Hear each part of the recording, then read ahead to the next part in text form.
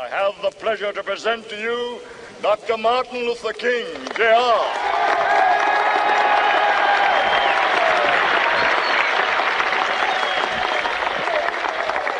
I am happy to join with you today in what will go down in history as the greatest demonstration for freedom in the history of our nation.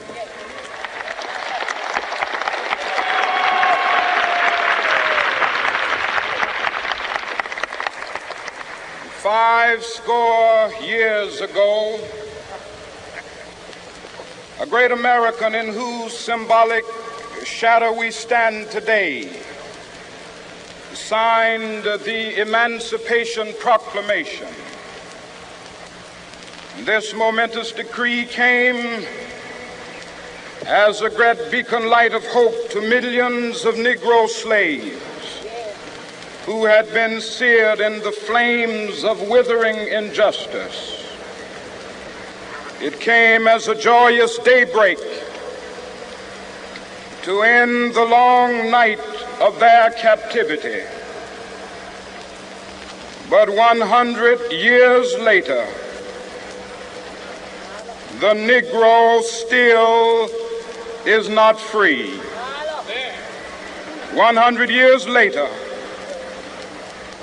the life of the Negro is still sadly crippled by the manacles of segregation and the chains of discrimination. 100 years later, the Negro lives on a lonely island of poverty. I have a dream that one day this nation will rise up and live out the true meaning of its creed. We hold these truths to be self-evident, that all men are created equal.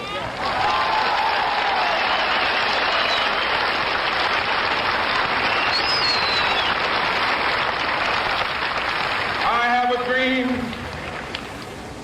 that one day on the red hills of Georgia, sons of former slaves and the sons of former slave owners will they be able to sit down together at the table of brotherhood. I have a dream that one day, even the state of Mississippi, a state sweltering with the heat of injustice, sweltering with the heat of oppression, will be transformed into an oasis of freedom and justice. I have a dream. My poor little children will one day live in a nation where they will not be judged by the color of their skin, but by the content of their character. I have a dream today.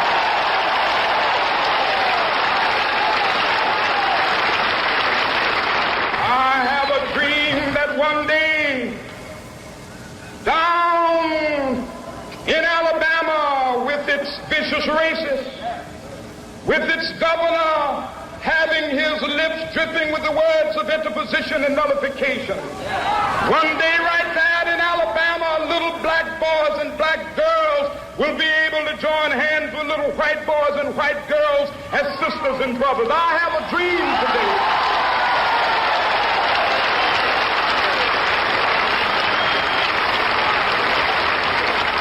I have a dream that one day every valley shall be exalted. And every hill and mountain shall be made low. The rough places will be made plain, and the crooked places will be made straight.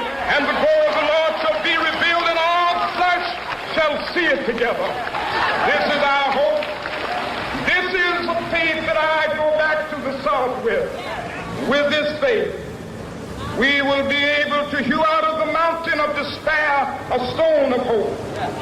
With this faith, we will be able to transform the jangling discords of our nation into a beautiful symphony of brotherhood.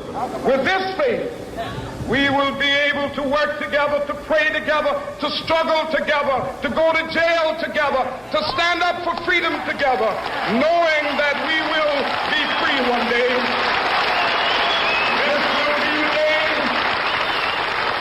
This will be the day when to sing with new meaning, my country, tears of thee. Sweet land of liberty, of thee I sing. Land where my fathers died, land of the pilgrim's pride. From every mountainside, let freedom ring. And if America is to be a great nation, this must become true. And so let freedom ring. From the prodigious hilltops of New Hampshire, let freedom ring. From the mighty mountains of New York, let freedom ring. From the heightening Alleghenies of Pennsylvania, let freedom ring. From the snow-capped Rockies of Colorado, let freedom ring. From the curvaceous slopes of California. But not only that, let freedom ring from Stone Mountain of Georgia. Let freedom ring from Lookout Mountain of Tennessee. Let freedom ring from every hill and molehill of Mississippi, from every mountainside. Let freedom ring, and when it happens, when we allow freedom ring, when we let it ring from every village and every hamlet, from every state and every city, we will be able to speed up that day when all of God's children, black men and white men, Jews and Gentiles, Protestants and Catholics, will be able to join hands and sing in the words of the old Negro spiritual, free at last, thank God.